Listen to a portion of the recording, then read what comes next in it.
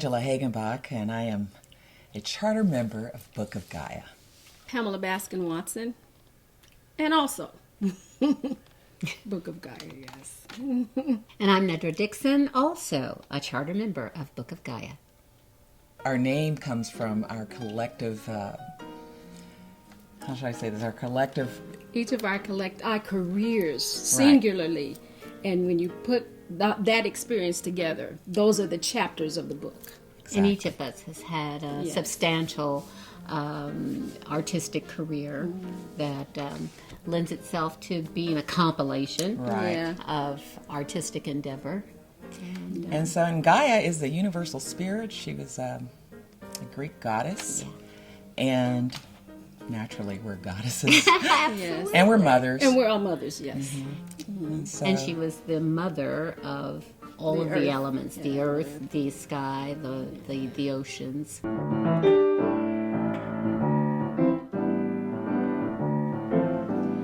by the river, east of the village, before the sun came up, people were working. My father told me sacred stories about the village passed down through time.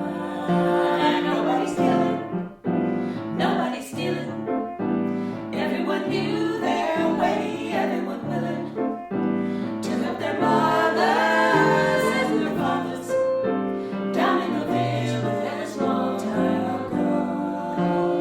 The people lived in a village where everybody respects you with love. The children knew how to listen good. Everyone looked out, yes, and gave you love. People would care, people were sharing. Everyone knew their way, everyone willing to help their mothers and their fathers down in the village long time ago. Down by the river, east of the village. Down by the river, east of the village. Down by the river, east of the village. Before the sun came up, people were working.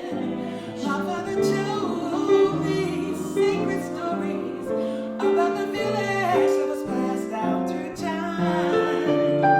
Down by the river, east of the village. Down by the river, east of the village. We got together on officially June 4th of 2011. I knew about Pam's performances and playing the piano and arranging, but I didn't know that she sang. And so when I reached out to her to see if she'd be interested, because Nikki and I were in a group together and we were looking to make some changes, and Pamela was available and, most importantly, interested. Yeah, it was a godsend for me, really, because I was kind of in limbo in Kansas City, and when Angela got in contact with me, it really was a blessing for me, so that my music could go forward and be a part of something that was really wonderful. I started singing many, many years ago, just around the house. I came from a musical family, and I started out as a trombonist, and it took a really big detour. But I started singing in the choir back, 30 years ago. And then in 1990, I remember I sat in for the first time at a jam session, and I started my career there. And what got me on the path is that I remember I was driving down 435, and Sarah Vaughan came on the radio, and she was singing Black Coffee. And it knocked my socks off. I had to pull over. So, and she had this deep voice that she could soar so low, and then she could sing so high. And I'm like, I can do that, and before then, I sang in a choir, and I wasn't pursuing anything professionally, musically at that time. So that was my springboard for sure. I didn't actually start singing until I was about 19. I did have music in my life, all my life. I played piano and violin and guitar, and I started out in the world of theater. Actually, my artistic drive was to be a Broadway baby, and eventually that is where I ended up in New York for many years. But singing specifically, I started in college. And because I was a theater performance major, and we had to audition for any production that was being done in my school as part of our grade average, and they were doing a musical in school, and I said, okay, well, and I also danced as a kid. I dance, I act.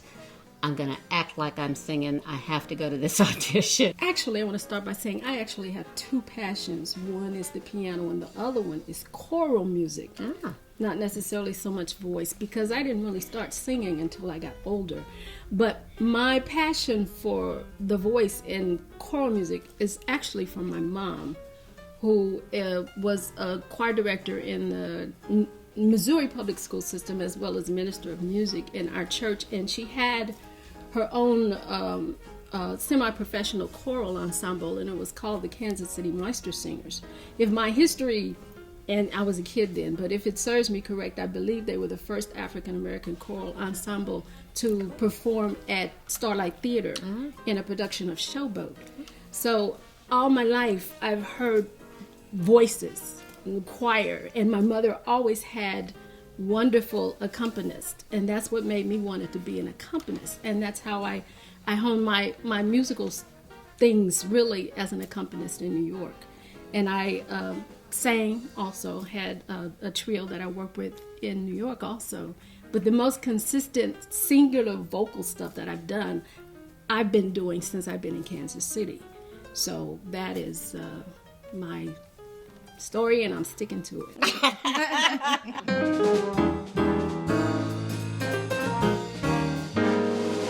The notes they used were sad the day that Lester left town.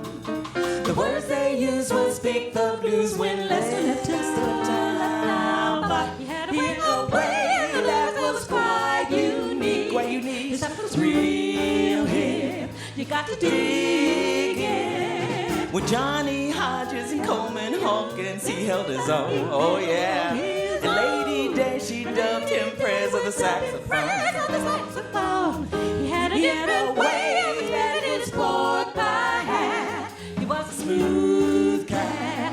You got to dig that. His sound, and the way he slowed those notes down with such lyrical beauty. And yet the rhythm, it will move you as he captures the melody. Lester told us stories with the color of song. His look, his sound, his hair, his style, it couldn't go wrong. He left us a legacy that will be here a long, long time. His stuff was real hip. You got to dig it.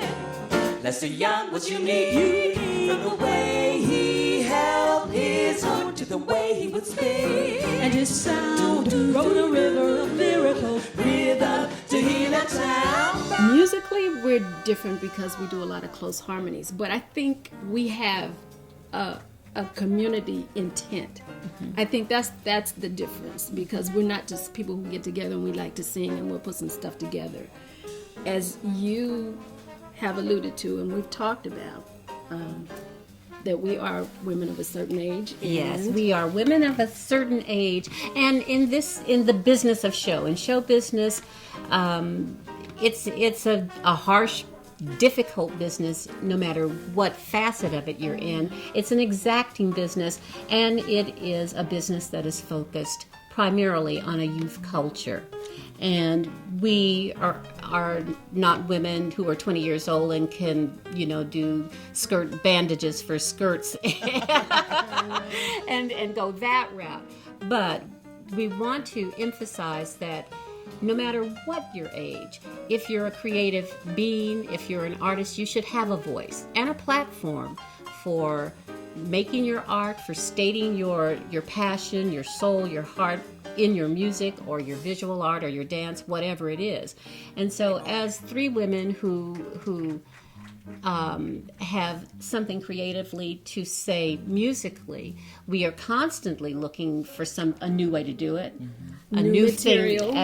Absolutely. And we're very unique in that, with Pamela being our musical director and, one of three voices, she really listens to the way that each of us sing, the timbre of our voices, and how to blend those and where to, isn't it more difficult for arranging 3-part harmony It as is. opposed to 4-part harmony? It is. And so things have to be left out, things have to be added in, and she's very good at orchestrating that.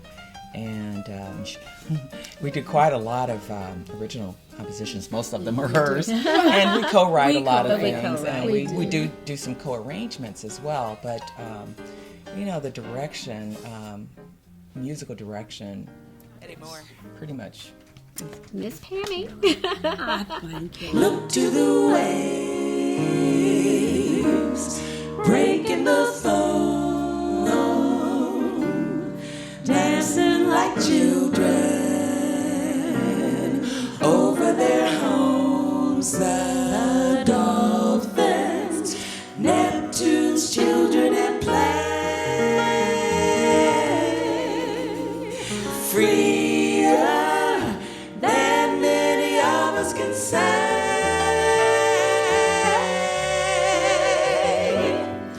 They have a sound made to resound, laughter like children splashing around, and their playfulness reminds me life could be so nice if we just lay back more and try to be, try to be, just be, try to be. Go to yourself,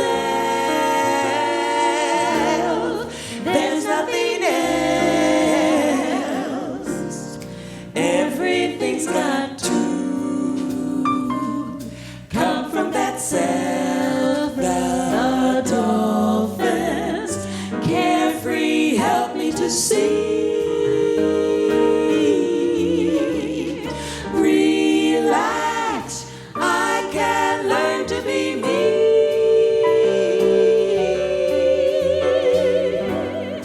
We have a sound somewhere around, laughter like children. It can be found.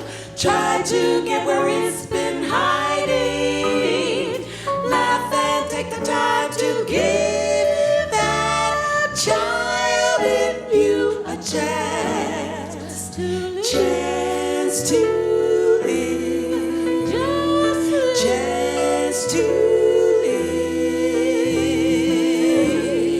Go to yourself. There's nothing else. I've been told for many years that I was a good teacher.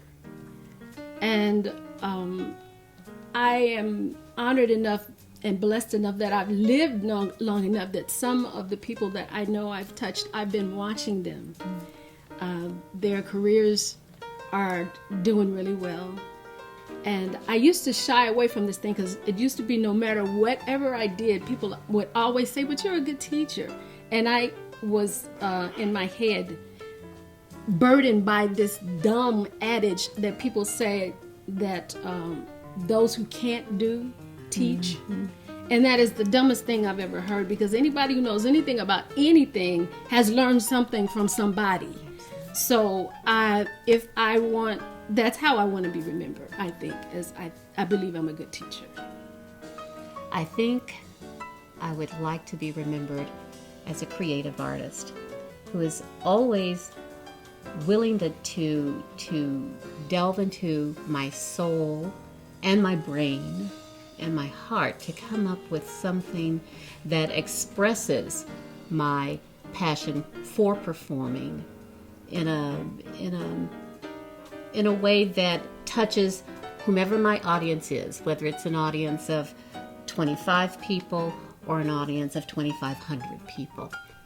I have a very personal side to me that obviously comes out in my art. It's always been there. I have a giving nature, and I like to comfort people. Mm-hmm. I guess in that way, I'm a very old soul. I can really touch the mother spirit of myself, and I do it through my music and through the events that I set up, or the things that I do. And I'm always very concerned if folks are feeling the love, or feeling comfort, or feeling that they are included. I love the East, I love the West, the North and South, they're both the best. But I only want to go as a guest, 'cause I love being here with you. I love the sea. I love the sea. I love the show. I love the show. I love the I love the rocks. rocks. And what is more, you and they can never be apart.